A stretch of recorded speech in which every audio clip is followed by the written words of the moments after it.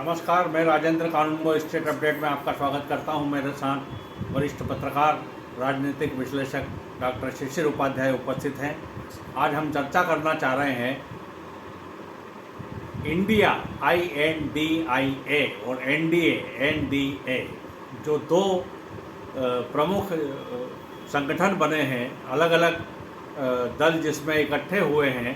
तो NDA में 38 जो है वो दल सम्मिलित हैं और जो नया एक बनाया हुआ है INDIA इंडिया जिसको हम कह सकते हैं, उसमें 26 दल जो है वो संगठित है। तो क्या 26 और 38 की लड़ाई आगे रहेगी? क्या 38 इकट्ठे रहेंगे? क्या 26 इकट्ठे रहेंगे? और क्या 26 दल और इंडिया मिल करके NDA के सिरमौर नरेंद्र मोदी को हटाने में कामयाब होगा? डॉक्टर साहब, ये प्रश्न मैं आपसे पूछना चाहता हूँ, इसकी ज़रा व्याख्या करें। नमस्कार सर। चूँकि जैसा आपने कहा NDA और NDA, इंडिया और NDA दोनों में लगभग समानता इसलिए नज़र आ रही है सर कि दोनों ही शीर्ष पर सत्ता में 2024 में सत्ता पर कब्जा करने के लिए संघर्ष कर रहे हैं। 2019 में जब चुनाव हुए थे तब पूरे देश की जो राजनीतिक पार्टियां थीं वो मोदी जी के साथ बहुत सारे दल थे और उनको 25 करोड़ वोट मिले थे, पूरे देश में 25 करोड़ वोट। और विपक्ष जो बिखरा हुआ था, उस विपक्ष को उनके साथ न तो नीतीश थे, न शिवसेना की दूसरी दल था, और बहुत सारे दल जो साउथ के थे वो भी नहीं थे। और उसके बाद इनको 23 करोड़ वोट मिले थे पूरे देश में विपक्ष को।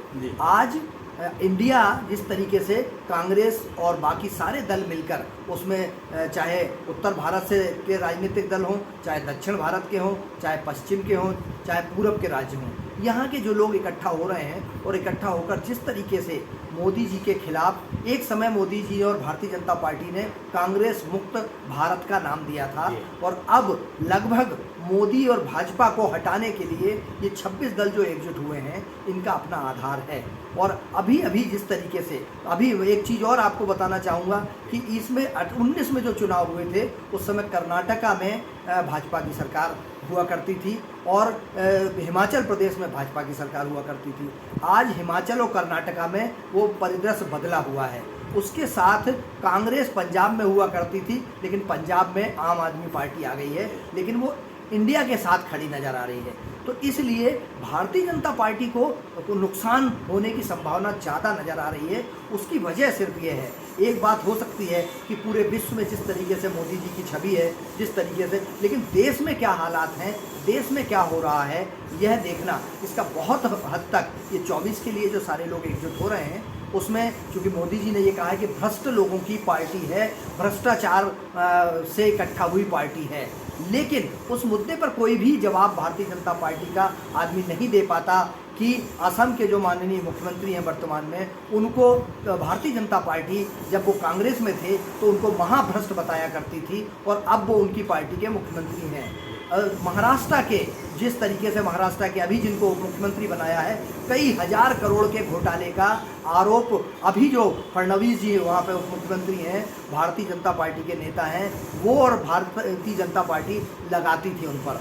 लेकिन अब वही पवार साहब बिल्कुल साफ सुथरे हो गए। तो जनता के बीच में ये जो माननीय प्रधानमंत्री जी की नीयत बहुत साफ हो सकती है, लेकिन सत्ता के लिए भ्रष्टाचारियों को भी अपने साथ लाने का जो ये काम जनता देख रही है, इससे कहीं ना कहीं सर नुकसान हो सकता है। और इंडिया जो एकजुट हो रहा है NDA के खिलाफ, अभी भी तर्कस में बहुत सारे तीर हैं मोदी जी के।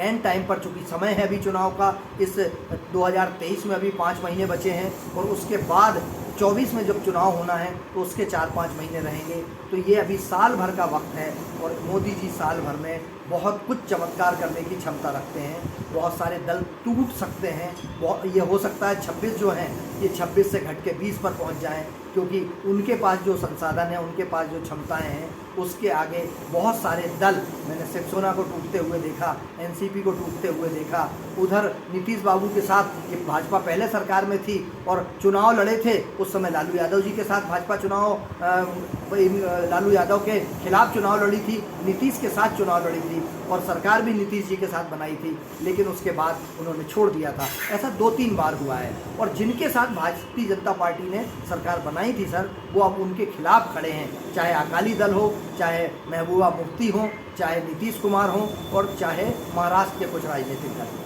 बिल्कुल। तो एक बड़ी बात जो निकल के सामने आ रही है आपकी चर्चा से कि यदि बीजेपी वाले संगठन जिससे बीजेपी जुड़ी हुई है उससे बाहर यदि लोग कोई है, कोई दल है, कोई पार्टी है, कोई नेता है, तो वो भ्रष्ट है। और जैसे ही उनके में सम्मेलन उसका हो गया तो उसने बीजेपी ज्वाइन कर ली, तो वो जो है दूध का धुला साबित हो गया, फिर उस पर कोई किसी प्रकार का आरोप नहीं। ये अभी फ़िलहाल की स्थिति, या तो भाजपा में आ जाओ या जेल चले जाओ, दो में से एक स्थिति ऐसा कहते हैं लोग कि ये चल रही है। अब एक और है स्थिति जो है, जैसा आपने जिक्र किया कि ये 26 रहेंगे या 20 हो जाएंगे, तो 26 अगर इकट्ठे रहते हैं और बहुत बड़ी बड़ी शर्तें यदि नहीं रहती है सामने, एक मोटिव जैसे उस समय रखा था कि कांग्रेस को हराना है, और इसी प्रकार यदि ये उद्देश्य रहे, कौन प्रधानमंत्री का कैंडिडेट होगा, कौन क्या होगा, इस प्रकार की यदि चीज़ें नहीं आती हैं सामने और वास्तव में यदि एक दल सम्मिलित होकर के करते हैं, तो शायद इनको कुछ सफलता मिल सकती है। वैसे मोदी जी जो है, उनकी जो छवि है, अंतर्राष्ट्रीय छवि है, वो बहुत कुछ देश में भी काम करेगी और उनको चाहने वाले, उनको मानने वाले, उनको पूछने वाले लोग अभी बहुत लोग अभी हैं। इसलिए सारी बातों पर हम अभी भविष्यवाणी किसी प्रकार की नहीं कर सकते कि भविष्य में क्या होने वाला है, मगर हाँ इतना अवश्य है कि ये जो अगला जो चुनाव आने वाला है लोकसभा का, वो निश्चित रूप से दोनों के लिए, विपक्षियों का जो एक दल बनेगा और सत्ताधारियों का जो एक संगठन रहेगा, उन दोनों के लिए काफ़ी संघर्षपूर्ण रहेगा, ऐसी हम बिल्कुल उम्मीद करते हैं। और यदि ऐसा नहीं होता है और सीधे सीधे चुनाव यदि व्यवस्थित रूप से होते हैं और अच्छी स्थिति निर्मित होती है, तो क्या स्थिति निर्मित होगी ये भी हमको जो है अभी तक पता नहीं है। तो ऐसी स्थिति में ये कहा जा सकता है कि आने वाला समय बताएगा कि क्या कुछ होने वाला है। इन्हीं शब्दों के साथ मैं जो है इजाज़त चाहता हूँ। मुझे और डॉक्टर शिशिर उपाध्याय को कृपया इजाज़त दें, और यदि ये वीडियो आपको पसंद आया हो, हमारी चर्चा पसंद आई हो, तो कृपया कर इसे आप लाइक करें, शेयर करें और सब्सक्राइब करें। नमस्कार।